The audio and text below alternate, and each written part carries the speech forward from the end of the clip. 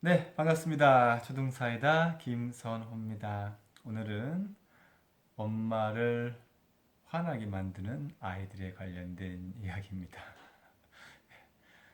아이들은요, 엄마를 화나게 하는 방법을 아주 잘 알고 있습니다. 그리고 연구까지 합니다. 어, 아이들이 엄마를 기쁘게 하는 방법이 아니라 엄마를 화나게 하는 방법이다. 괘씸하신가요? 아니면 뭐 섭섭하신가요? 그런데요, 실제로요, 막 화나게 하는 방법들을 되게 열심히 적는 아이들도 있습니다. 아이들은요, 엄마의 상황을 보면서 이제 엄마를 나름대로는 기쁘게 하려고도 노력을 해요. 근데 그건 표면이고요.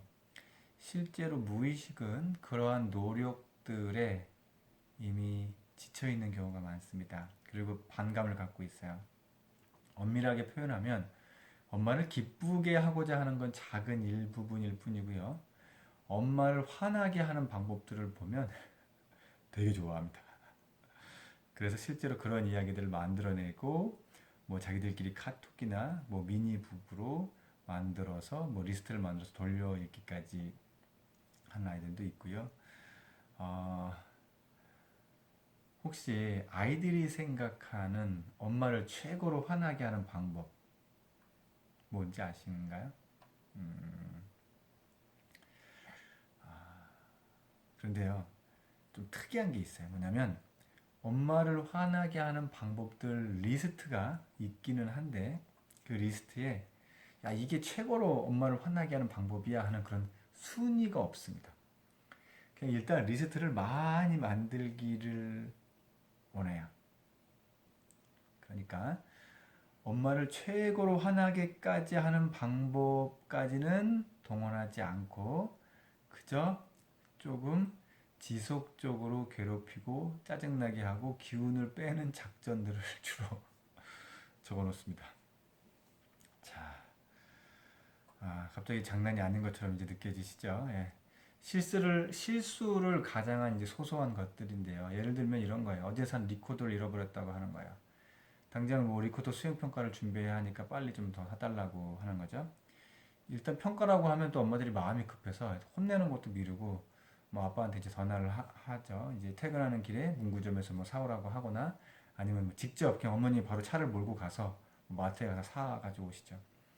요즘에는 예전처럼 동네에 작은 문구점이 많지 않아서 이제 급하게 구하려면 일단 마트까지 이제 가야 되는 상황들이 벌어지기도 하고요. 자, 제가 직접 본 것 중에 아까 직접 봤다는 건 아이들의 있던 작은 미니북, 엄마를 화나게 하는 방법들을 적어놓은 그런 미니북을 본 것 중에 A4 한 4장 정도 분량을 이렇게 빼곡하게 적어놓은 아이들 본 적이 있습니다. 그 중에 일단 기억나는 거 몇 가지 말씀을 드리면 참, 이런 거예요. 화내기도 애매하고 그렇다고 뭐 그냥 있자니 뭐가 좀 답답하고 뭐 화가 조금씩 쌓여가는 것 같기도 하고 이런 거죠. 조금 전과 비슷한 상황이에요. 학교에 준비물 안 가져가서 회사 간 엄마한테 빨리 가져오라고 문자를 보내거나 아니면 일부러 체육복에 좀 지능을 잔뜩 묻혀서 가거나 단순하게 엄마가 불렀을 때 못 들은 척 하기라든가 엄마가 하라는 건 깜빡 잊은 척 안 하기라든가 뭐 하루 정도 우울한 척 아무 말 안 하기 뭐 폴더폰 변기통에 빠뜨리기 뭐 등등. 자, 의외로요 공부 안 하기는 없습니다. 왜 그럴까요? 그게 핵심인데요. 엄마가 확실하게 화날 만한 일을 하면 혼이 나요. 그러면 자신에게도 피해가 오는 거죠. 엄마 마음에 짜증이 나고 화나는 일이 그냥 남아있게, 거기 엄마 안에서만 남아있게 하는 정도로 의 그러한 수준? 네. 그 안에서 아이들이 재미를 느끼는 거죠. 그리고 이런 것들을 한 가지만 지속적으로 하면 안 되니까 적당히 섞어가면서 이렇게 해야 한다고 이런 걸 그 쪽지 유의사항으로 이렇게 적어 놓은 아이들도 있었습니다. 자, 뭐 지속적으로 한 가지만 하게 되면 이제 뭐 의심을 살 수도 있을 거고요. 그리고 그걸 이제 엄마가 아빠한테 말하면 이제 일이 더 커지고,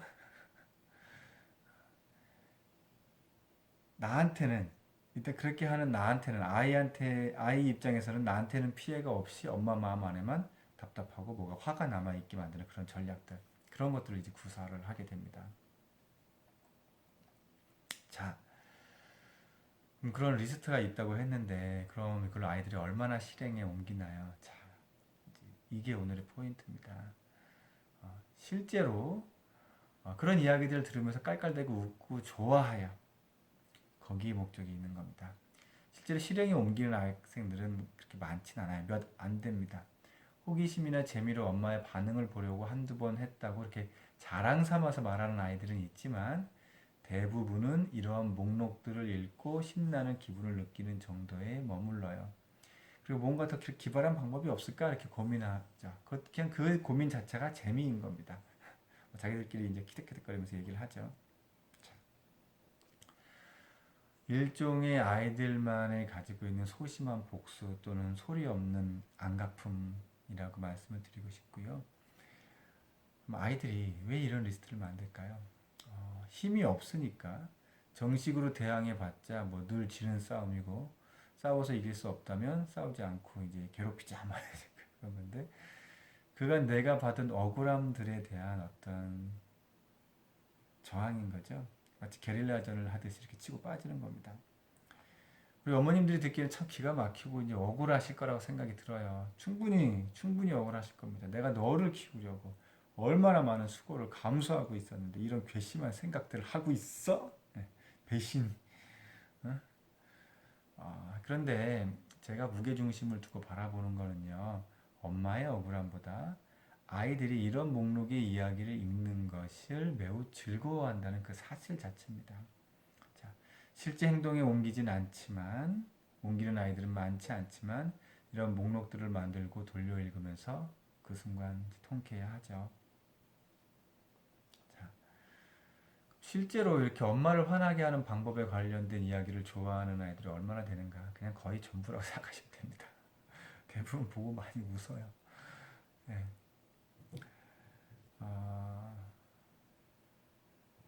어른 입장에서, 부모의 입장에서는 이해가 잘 안 될 겁니다. 아니, 왜 우리 아이들이 왜 그런 걸 보면서 이렇게 즐겁게 웃어? 많은 초등학생들의 마음 안에는요, 양가 감정이 있는 거예요. 엄마가 어떤 사랑의 대상이지만 또 동시에 분노의 대상도 됩니다. 보이지 않는 통제가 많아질수록 보이지 않는 소심한 복수에 대한 꿈이 자라게 됐죠. 사실 아이들이 꿈꾸는 복수는 그동안 엄마 입장에서는 하지 말아야 할 목록으로 아이들에게 제시했던 것들이에요. 아이들은 그 목록들을 반대로 해보는 이야기 속에서 대리만족을 느끼면서 즐거워하는 거죠. 그렇다고 이걸 쉽게 그냥 간과하고 지나갈 수는 없습니다. 진지하게 바라봐 주셨으면 좋겠고요. 분명 타인을 일단 불편하게 하고 괴롭히는 내용인 건 맞아요. 실행에 옮기지 않는 아이들이 대부분이지만, 이야기에 등장하는 말 안 듣는 캐릭터를 통해서 아이들이 희열을 느낍니다. 지금은 못하지만 그 아이들이 언젠가 용기를 낸다면 큰 상황으로 이렇게 부정적인 견제에서 변해갈 수도 있는 여지가 충분합니다. 그럼 어떻게 해야 이런 소심한 복수를 꿈꾸는 것을 멈추게 할 수 있을까? 어떻게 하면 그런 상상을 하지 않게 할 수 있을까? 자, 상상하는 것 자체를 막을 수는 없어요. 단 상상의 방향을 바꾸는 건데요. 가장 큰 문제가 부모와 아이와의 대화보다는 일방적인 요구가 많아요. 숙제했는지, 학원 갔는지, 문제집을 풀었는지 뭐 등등. 형식은 질문이지만 결론은 아이들 입장에서는 무수한 요구들만 듣고 살아온 거죠. 그런 가운데 그러한 지시를 하는 사람은 그 지시하는 사람들을 한 번쯤 골탕 먹이고 싶다는 생각이 자연스럽게 나올 수밖에 없습니다. 적어도 아이들 입장에서 자기 이야기와 자기의 요구가 조금이라도 반영되었다는 느낌이 들어야 돼요. 그래야 복수의 상상이 느슨해지는 겁니다. 자, 실비드 마티 이시윅스의 어떤 저서가 있어요. 엄마를 화나게 하는 10가지 방법이라는 어린이 책이 있는데요. 뭐 야채랑 고기는 먹지 말고 뭐 화학색소 들어간 사탕 먹고 이빨이 썩도록 단 음료만 마시고 뭐 등등등 이야기를 합니다. 그 책을 한 학생이 교실에서 읽고 있는데 주변 아이들도 몰려와서 무척 즐거워했어요. 그 즐거워하는 모습을 보면서 제가 드는 생각은 이런 괘씸한 놈들 이런 생각이 아니었고요. 안쓰럽다는 생각이 들었습니다. 우리 아이가요 차라리 부모에게 대놓고 무언가라도 하기 싫다고 말할 때 오히려 더 다행이라고 생각을 하셨으면 좋겠고요. 적어도 그렇게 하기 싫다고 표현하는 아이들은 소심한 복수를 꿈꾸면서 행복해 하지는 않습니다. 이미 하기 싫다고 분명히 표현을 했기 때문이죠. 자, 초동생의 진짜 속마음에 나오는 한 대목 읽어드리면서 오늘의 이야기 마칠까 합니다. 아이가 이유를 찾을 수 없는 상황에서 자주 부모를 화나게 한다면 자녀의 존재감을 살펴봐 주셔야 합니다. 굳이 자신을 희생해가며 소심한 복수를 통해 자신의 존재를 드러내지 않아도 된다는 사실을 알게 해 주어야 합니다. 그 아이들의 상황은 존재감 제로를 넘어서 존재감 마이너스에 가까울 수 있습니다. 우리 아이들의 호기심 넘치는 에너지가 엄마의 복수를 꿈꾸는데 낭비되지 않았으면 좋겠습니다. 자, 초등사이다 김선호였습니다. 초등사이다는 우리 학부모님들과 함께합니다. 감사합니다.